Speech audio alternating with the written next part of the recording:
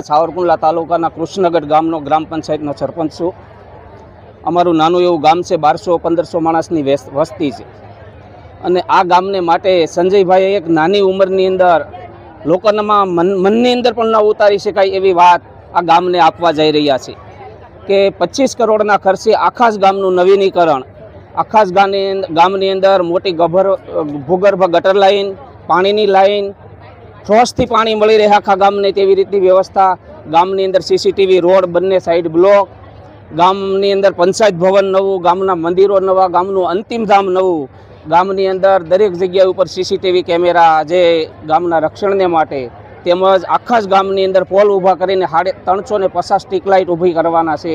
ખરેખર આ સંજયભાઈને જેટલા ધન્યવાદ દઈએ એટલા ઓછા છે અમારા ગામને માટે, કે જે પોતાની માતૃભૂમિને માટે ઋણ ચૂકવવા માટે તે અમારા ગામની અંદર એક મોટો યજ્ઞ કરી રહ્યા છે એવું અમે સમજીએ છીએ। કામગીરી હવે અમારે એવું છે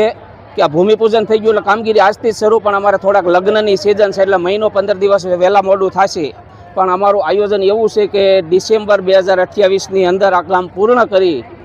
અને અમારું બહુ મોટું સપનું છે। હું આજે તમને કહેતો નથી, પણ એ સમય આવશે ત્યારે અમે બતાવશું કે કૃષ્ણગઢ ગામ શું કરી શકે અને સંજયભાઈ મુંજપરા શું કરી શકે। અસ્તુ।